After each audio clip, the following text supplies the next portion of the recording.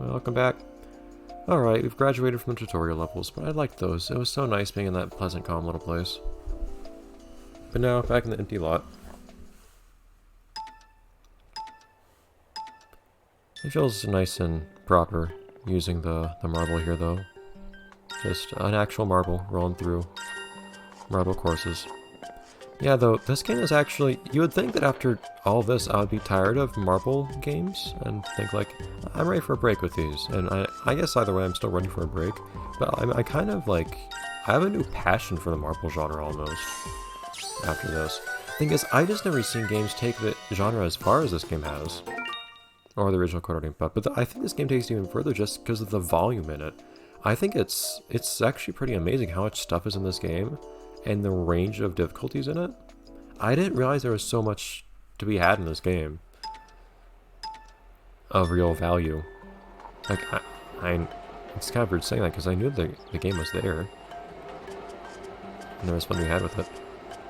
And look at the marble actually. You can see that the marble actually, like... The light that passes through it is, like, colored. I don't know how they did that effect.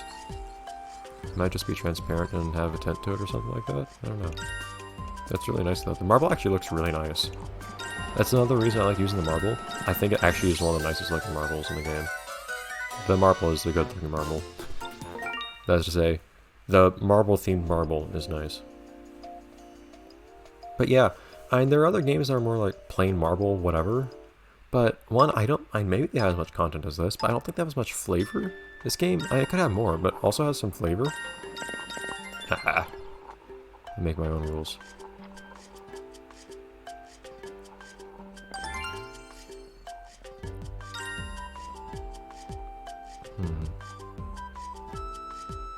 But, yeah, they tend to just be marble themed as far as I can tell, which Kororinpa doesn't do. And maybe they have as much variety and levels I don't know as this one does. I don't get the impression they do, but maybe I'm wrong. It seems to me like the marble genre is the one that exists. Maybe it just has a niche following or something, because I've never heard of a marble game being especially popular. The closest I've heard of is Monkey Ball being popular, but it's just not quite the same thing. Part of it, I think, is because it doesn't sound so glamorous or fun or appealing, but people who get into them can really get into them, like I have here. But I like having something more. I like having the themes, like all the different themes you have in the different levels in this game. What's the idea here? Zoom! Just leaning forwards, that's interesting. It's a less extreme version of that one Night City level. I'm curious what the best time anyone ever got on here was, because this had online rankings, I think. I'm curious how they got it. It's like a drag race. But, so most marble games, I think, just go marble. It's marbles, like, and that's it. I could be wrong, maybe I should do more research. But it also doesn't seem like any ever really picked up much of a following or anything, and I could also be wrong about that. I would love to see something more like Kororinpa though, and I'm kind of sad that there isn't more Kororinpa. Because honestly, I think this game and the original are something really cool and special in that, one, they have a control scheme that other marble games generally don't, and that's that you actually have the tactile aspect of, like, you move something physical and it moves the game world. You're actually bouncing and making roll around a marble, which the other games don't usually have. And that also lets you take the world moving aspect further by letting you actually move it at arbitrary angles and whatnot, and I don't think you can usually do that in other games. Like in Super Monkey Ball, you don't do like full inversions or anything, you just tilt the world, I think.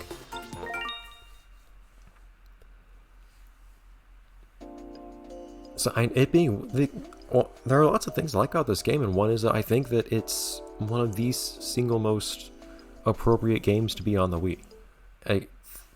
So many other games, even really good games for the Wii,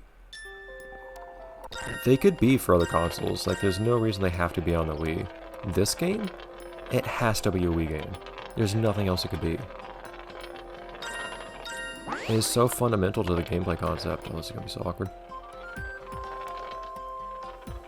This would be so weird using an actual balance board too. I appreciate that they acknowledged the balance board and took a chance with it too to do something kind of fun like this. But at the same time, this game has I feel like this game has basically everything. It's precisely correct for its console. Its console has a gimmick, but actually uses that gimmick perfectly in a way that doesn't even feel gimmicky. It also has a lot of content, and you can keep coming back to it. It has a lot of replayability too, because you can try to do better and whatnot and use different marbles. And unlocks more stuff. And get good times on everything, because the game does rank your times. It also just really has a lot of content, in that there are the different difficulties that are truly very different, and skill level required. And you can play the game and have a very easy time with it, like on easy mode, like I just did. Or you can also... Wow, those gems. Or you can actually play the game real hardcore and get to those hard mode levels that are actually crazy hard, and really develop your ability in the game. And you can figure out a meta game for like skipping stuff and coming up the tricks and all that. There's a lot here. It almost feels sad to me that there's... It's not almost. It does feel sad to me that there's not a wider recognition of this game that I've ever been made aware of. And the plot isn't anything especially nice. I like that they tried to have one. I think the first game got by fine with that one too, though, of course. But the game has flavor, and I realize it might be a weird phrase to use, like keep using there. But like, it has character, it has themes and whatnot. It's not just Marble. Because just Marble isn't going to be that engaging, I don't think, and keep you interested. Like here, I get to have fun and amusement with little things like these caterpillars, these ladybugs here, that distracted me and made me fall off. Or, oh, I see, there's not the platform is moving, okay. Or different marbles, like me joking about Saturn from time to time, or especially the panda. Things like that. And the wide variety of marbles that came in the first game too, that unfortunately wasn't quite replicated here.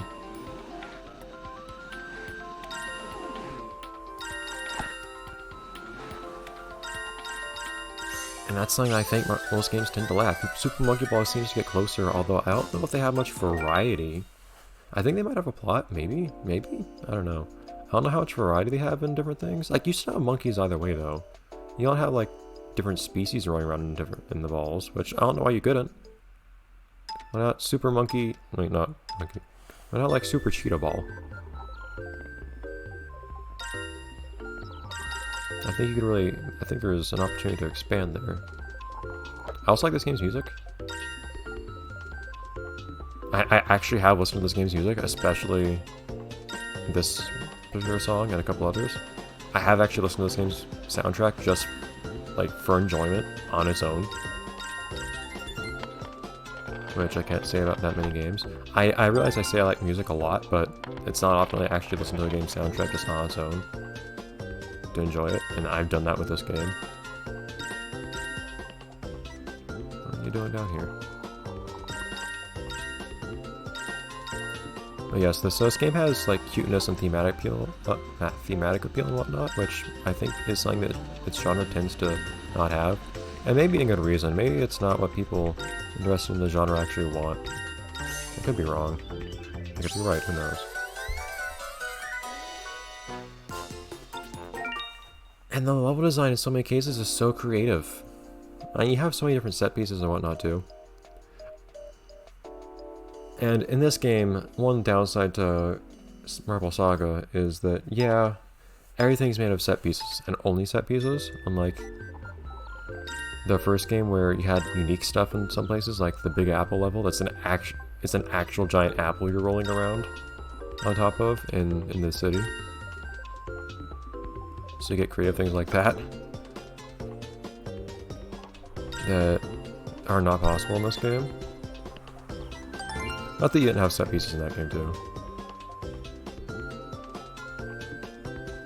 But the set pieces are so... There's so many set pieces in this game, they're so varied and introduce so many mechanics and can be used in so many good ways, as the hard mode levels demonstrate, that honestly, I don't mind, and you can make your own levels too, which is nice. I don't think there's any way to share levels online in this game. Not that matters anymore, of course, because WeConnect 24 is long gone.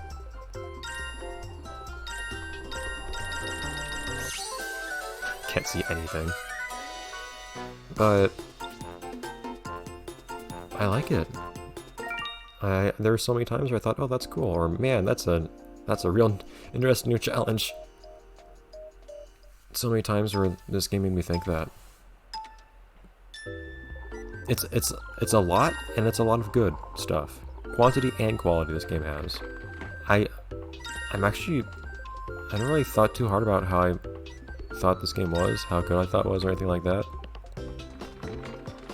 But honestly, now,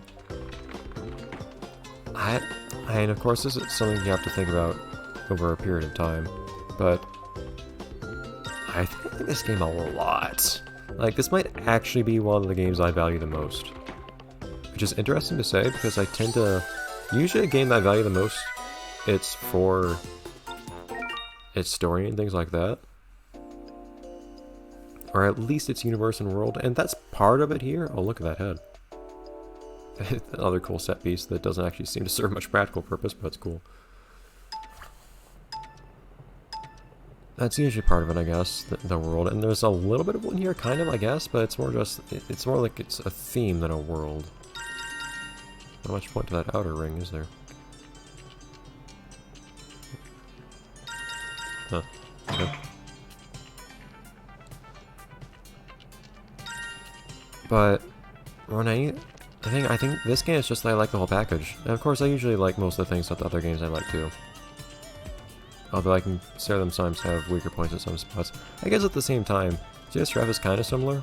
I like most things about Jet Set Radio Future a lot. Its story is not actually one of them. I think its plot is like totally incoherent and practically non-existent. But I still like it a lot anyways. For other reasons. And this one's kind of similar, I guess, but it's a skill game. Like, this is the only game that's... I guess here's another way of thinking of it. I tend to like games the most for things that aren't quite gameplay. So what makes a game memorable to me tends not to be the gameplay. It tends to be everything around it. And that's part of it here, but at the same time, the gameplay has to be good for this game to have much of any value. And it is, I think. And that's... This game's kind of special to me in that sense, that it's a game that I like a lot just for its gameplay, its own right, to a point where I think it's actually a special game to me just for its gameplay, and then everything else adds onto it. Of course, part of the why it's so special is that it seems to actually hit almost every point well, in my opinion. Except for story, I guess, but like it's not one game you expect to have a story anyway, so I think it having any story at all and being an okay story, kind of, is alright enough. It would be better, of course, if they integrate the story more into the actual gameplay and whatnot, but I can live with it, I think.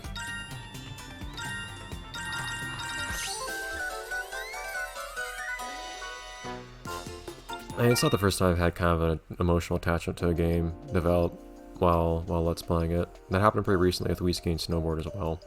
I like that. I enjoyed that game a lot, and I do have kind of a special attachment to it now.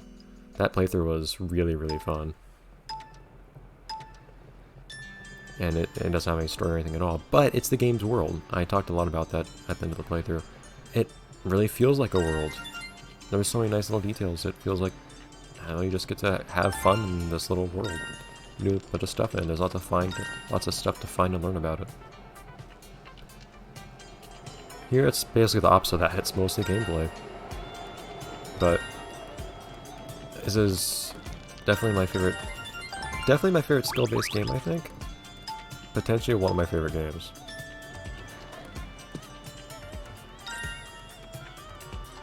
Am I gonna be developing the same level of attachment I have to this as I did to Blinks or Klonoa? Probably not. But it doesn't mean that I don't actually have a serious attachment to it. I think this game's actually pretty awesome in a lot of ways. And just like with Blinks and Klonoa, well, with Klonoa I got lots of games at least. But like with Blinks as well. Obscure. Something that I love that unfortunately, I'll just have to deal with being kind of alone. And although at least Blinks has some fandom, and Klonoa had a pretty sizable one. This game, though, again, I haven't really looked, I guess. As far as I can tell, like, people barely recognize this game exists. Like, incredibly few people are aware this game exists.